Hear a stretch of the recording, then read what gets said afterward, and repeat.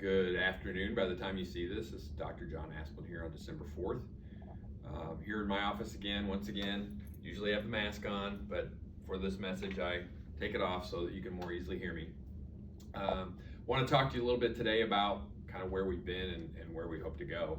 So we had students in person. We were hoping to add students back more on the 30th of November, and then started getting a lot of quarantines, both of students and of staff.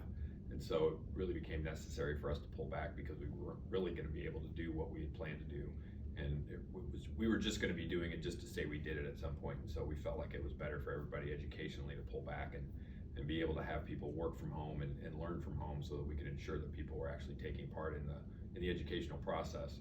Obviously, we'd still like it to be in person. And for those reasons, we're planning still to move forward second semester. We would love to bring all of the students back in a staged manner. The way we would like to do it would be to basically divide all of our student body up into fourths.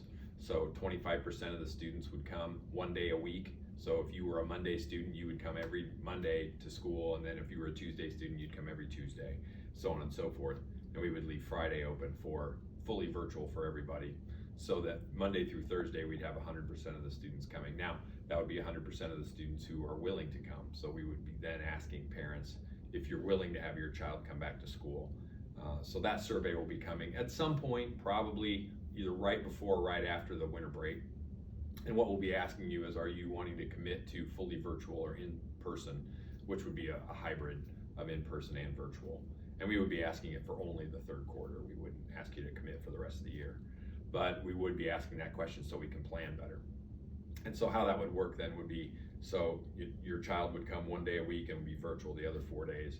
And then hopefully, as things progress in a positive manner, we would combine those groups, so we'd have half the students in for 2 days a week and the other half in for the other 2 days, and do a virtual the 5th day again. So that is how we would hope to proceed. But once again, as I've said many times on here, it's all subject to what's going on with the virus. And right now, I know the hospitalization numbers in the state of Illinois have gone up considerably. Nationwide, they've gone up considerably.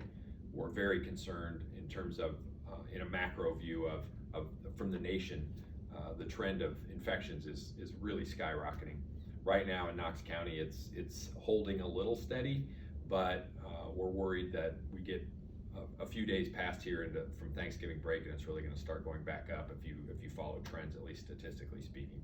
Maybe we'll be better. Let's hope we are.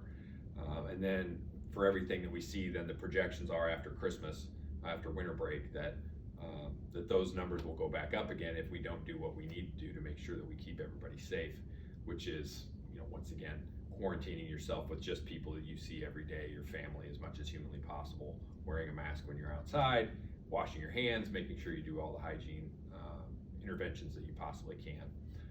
So everything is going to be done in terms of a plan for a hope for January 19th, to hope for bringing 25% of the students back. We'll plan in that way, but it could come to pass that we make an announcement that we're going to have to stall that plan because the numbers for the virus tell us that we need to.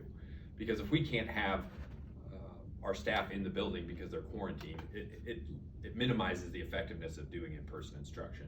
If we can't have a certain number or percentage of our students in here if they're supposed to be here, that minimizes our effectiveness. So we have to continue to look at those numbers as well. And right now, I'll be honest, our numbers aren't great. So, we'd really like to get those back in a positive trend, and you can always look at our updated numbers every Friday on the district dashboard. It's on our webpage, and you can go right to it and see where we are. So we've tried to be very transparent about what those numbers are. And just so we're clear, when we show you those numbers, those aren't transmitted here at school. That's just numbers we've gotten from the health department. And all of those numbers, at least to my knowledge at this moment as I'm sitting here, all of those numbers, those students and those faculty and staff that were infected outside of school. So we've transmitted none here, but we have had a lot of transmission in the community. So we're not immune to that, and it's really affected